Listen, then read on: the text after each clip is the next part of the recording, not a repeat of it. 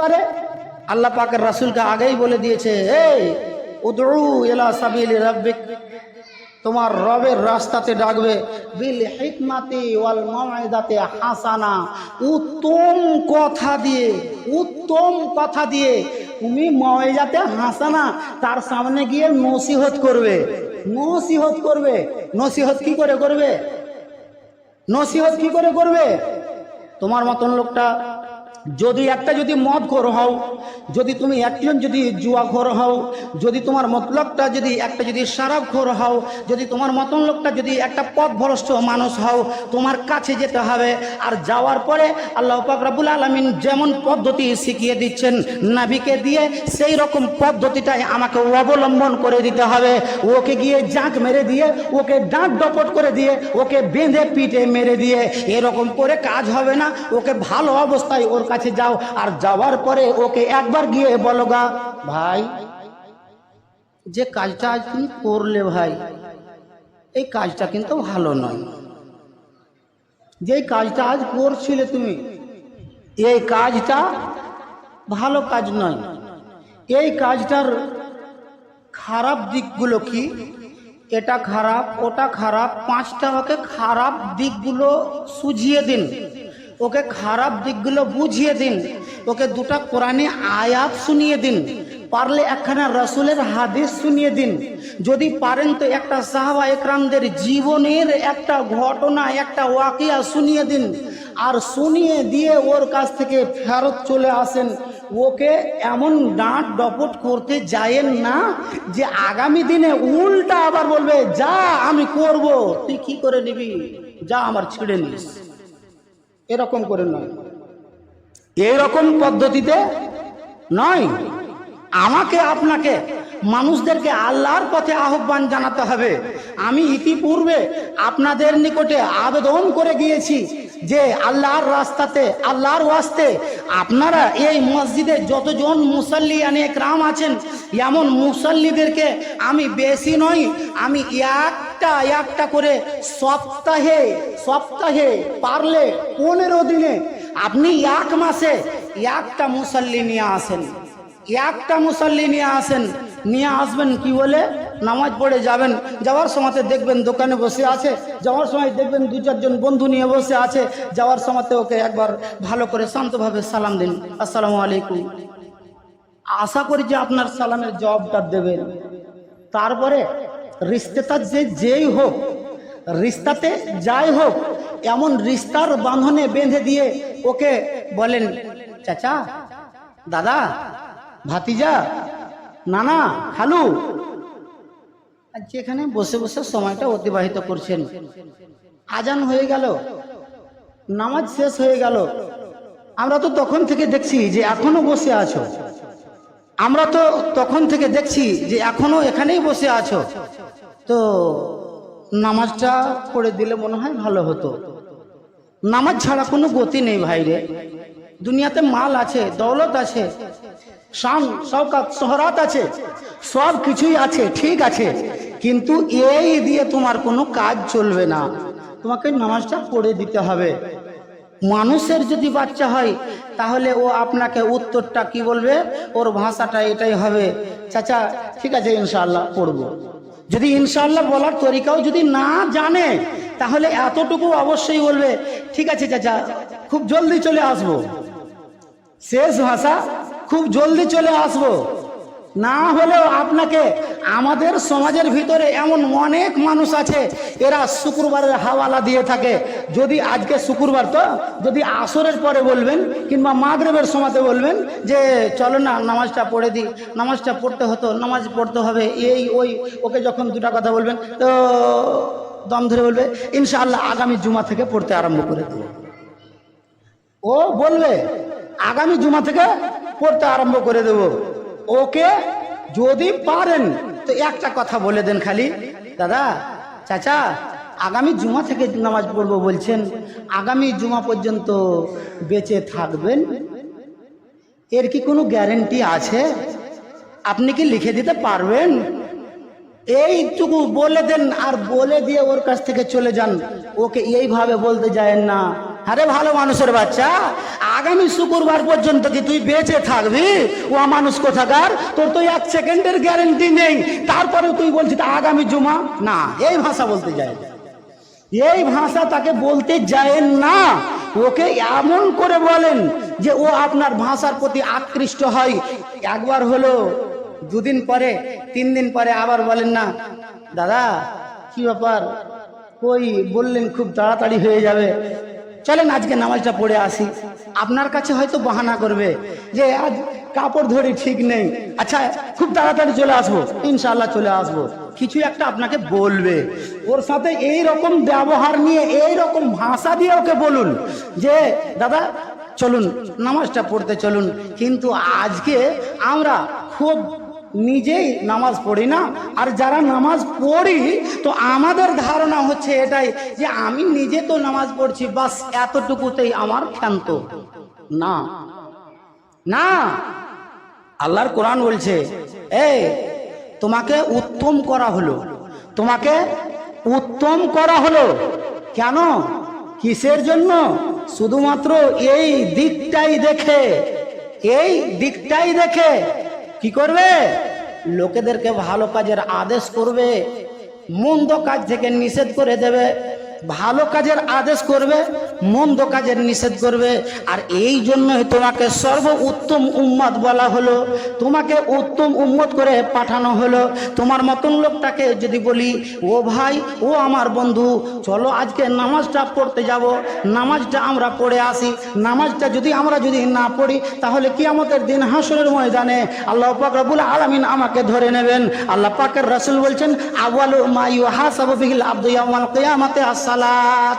এরে দুনিয়ার মানুষেরা ভালো করে শুনে রাখো, কিয়ামতের দিন হাসরের ময়দানে মসজিদ কয়তলা বানিয়েছিলে, বাড়ি তুমি কয়তলা বানিয়েছিলে, কয়টা তুমি মাদ্রাসা চালিয়েছিলে, কত টাকা তুমি যাকাত দিয়েছিলে, কত টাকা সাদকা করেছিলে, কত টাকা খয়রাত করেছিলে, কার বেটির বিয়েতে তুমি 10,000 টাকা দিয়েছিলে, কত তালবিলিমকে তুমি পাঞ্জাবি আর টুপি কিনে দিয়েছিলে, কয়টা মাদ্রাসাতে তুমি বই কিনে দিয়েছিলে। যত ভালো কাজ আছে, যত ভালো কাজ আছে, এমন কাজগুলোর প্রশ্ন করা হবে না। আল্লাহ পাকের রাসূল বলছেন 1 নম্বরে তোমাকে জিজ্ঞাসাবাদ করা হবে কি নিয়ে? তো তোমাকে এই নামাজ নিয়ে জিজ্ঞাসাবাদ করা হবে। আইন সালাহাত সালাহা সাইরু আমালিহি ওয়াইন ফাসাদাত ফাসাদা সাইরু আমালিহি। যদি এটাতে যদি সুধার চলে আসে, যদি এটাতেই যদি সঠিক যদি বেরিয়ে আসে, এটাতে মজবুত আর সুডল স্ট্রং যদি বেরিয়ে আসে, তাহলে আর বাকিগুলোতেও তোমার সব সুধার হয়ে যাবে। একটা শুধু সুধার করে নাও গা। আল্লাহ পাকের রাসূল বলছেন, আল্লাহর কোরআন বলছে, রে নামাজটা যেমন তেমন জিনিস নয় রে, নামাজটা যেমন তেমন জিনিস নয়। এই নামাজ তোকে মন্দ কাজ থেকে, ইন্না সালাতা তানহা আনিল ফাহশাই ওয়াল মুনকার, তোমাকে এই নামাজ করে কি, যত রকমের ফাহিশ কাজ আছে, যতগুলো মুনকার কাজ আছে, এগুলো থেকে তোমাকে দূরে সরিয়ে রাখে, দূরে সরিয়ে রাখে।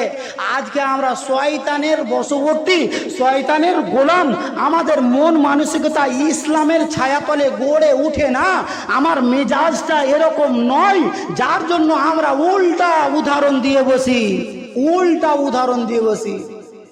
যাও দামুলবির বাড়িতে দেখেছো গা এরকম, যাও তো উমুক মাওলানাকে দেখো গা এরকম, যাও ওই যে ওই মুন্সি লোকটাকে দেখো গা এরকম, ওই লোকটা নামাজ পড়ছে, ওই লোকটা এরকম।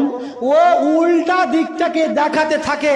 ভাইজান আপনাকে বলছি, আমিও বলছি, আমি নিজেকে ছেড়ে আর বাদ দিয়ে বলছি না, যতক্ষণ পর্যন্ত এমন নামাজ কবুলিয়াতের দরজা না পাবে ততক্ষণ পর্যন্ত নয়।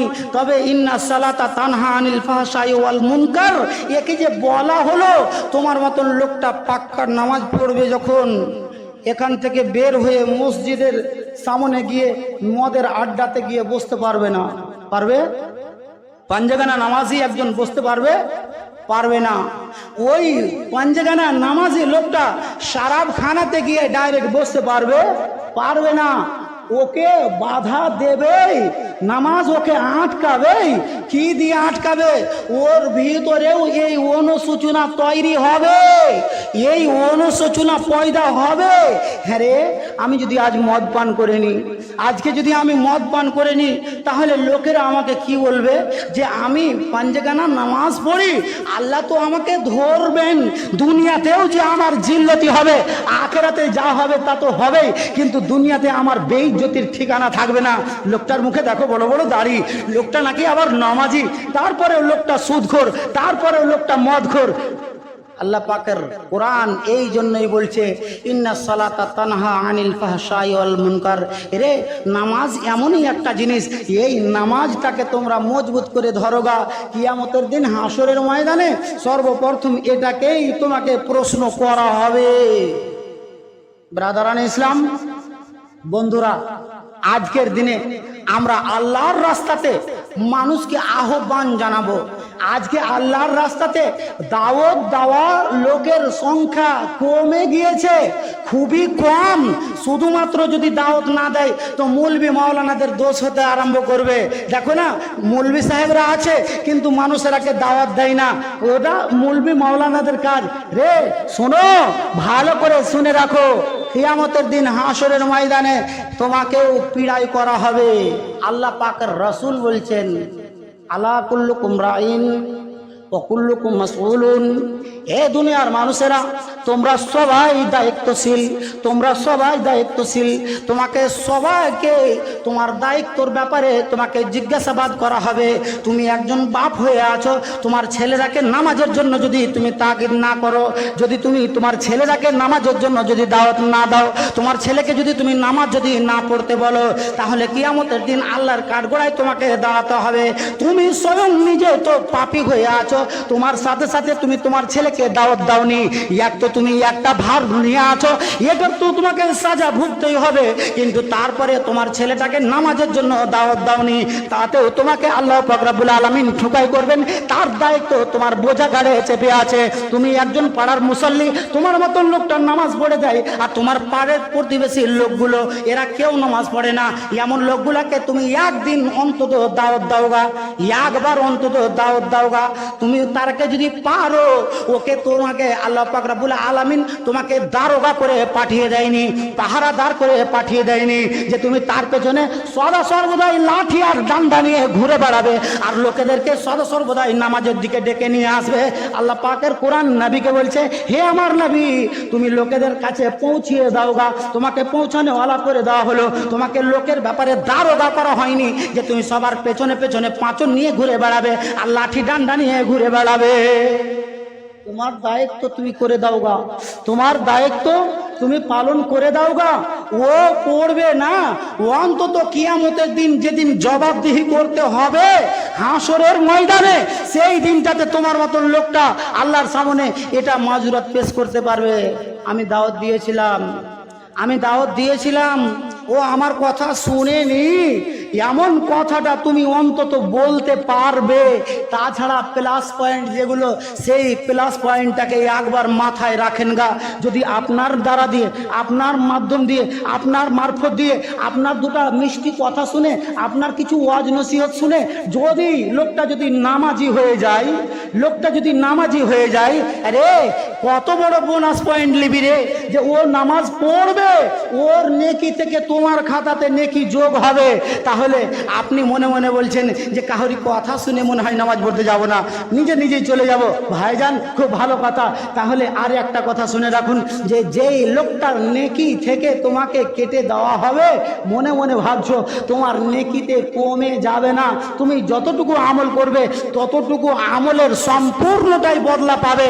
আর এ তোমাকে দাওয়াত দিয়েছিল বলে আল্লাহ পাক রব্বুল আলামিন তাকে আবার আরো এক্সট্রা ভাবে তার খাতাতে নেকি যোগ করে দেবেন। শেষের বেলায় আল্লাহর কাছে দরখাস্ত জানাই, মাবুদ গো, পাক পরওয়ারদিগারে আলম, আজ আমরা মানুষকে দিনের দিকে দাওয়াত দেওয়া থেকে অত্যন্ত পিছিয়ে আছি, শুধু ভাবনা ভেবে আছি এটা শুধু এই মসজিদে ইমাম সাহেব জহুরুলের কাজ, এটা হলো শুধুমাত্র আব্দুল কুদ্দুসের কাজ, এটা হলো শুধু মাজমাউলের কাজ, এমন কথাটা নয় বন্ধু। সবারই দায়িত্ব আছে।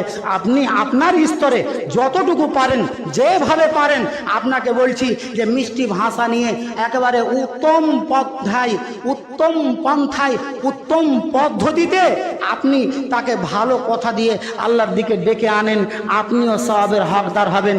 শেষের বেলায় মাবুদের কাছে দরখাস্ত জানাই, রব্বুল আলামিন পাক পরওয়ারদিগারে আলম, আল্লাহ গো, যারা আজ অবধি আমরা এই ধারণায় নিয়ে আছি যে এটা শুধুমাত্র মৌলবি মাওলানাদের কাজ, আল্লাহ তুমি তাদের ধারণাটা পরিবর্তন করার তৌফিক দান করো, সকলে বলুন আমিন। রব্বুল আলামিন পাক পরওয়ারদিগারে আলম, আল্লাহ গো, যারা আমরা নিজে নামাজ পড়ি হয়তো, কিন্তু এখন পর্যন্ত সালাতের দাওয়াত অন্য কাউকে দিতে পারি না, আল্লাহ তুমি আমাদের এই মন মানসিকতা দাও যে কিয়ামতের দিন হাসরের ময়দানে যাতে করে আমাকে পাকড়াও না হতে হয়, যার জন্য আমি আমার পরিবারের, আমার ছেলে, আমি বাপ হয়ে আছি, গার্জেন হয়ে আছি, তখন আমি আমার ছেলেকে দাওয়াত দেব। আমি বাড়ির বড় ভাই হয়ে আছি, তা আমার ছোট ভাই যতগুলো আছে এরাকে দাওয়াত দেব। আমার বাড়ির সবাই নামাজ পড়ে, কিন্তু আমার পাড়া প্রতিবেশী পড়ে না, এরাকে আমি সবাইকেই দিনের পথে আহ্বান জানাবো। আল্লাহ তুমি এমনটা সকলের মন মানসিকতা তৈরি করে দাও, সকলে বলুন আমিন। রব্বুল আলামিন পাক পরওয়ারদিগারে আলম, আল্লাহ হাসরের ময়দান যেদিন হবে, বিচার দিবসে, যাতে করে আমার নেকি তো কম হবে। আমি জানি যে আমরা হলাম পাপী, আমাদের পাপের ভান্ডার হয়ে আছে, পাপের বড় বড় পাহাড় করে আছি। আল্লাহ অন্তত এই নেক কাজটুকু করে দিয়ে, এর ওয়াসিলায়, এর বদৌলতে, এর নেকির সাহায্য সহযোগিতায় যাতে করে তোমার জান্নাত খান লাভ করতে পারি। আল্লাহ এই ব্যাপারে যদি আমাকে ধরে নাও, তাহলে তো আমার নেকি মাইনাস হতে থাকবে। এমন আমার সংগৃহীত সঞ্চিত নেকি থেকে যাতে করে নেকি মাইনাস হয়ে তোমার জাহান্নামে না চলে যায়, আল্লাহ তুমি এমনটা তৌফিক দান করো, আমিন।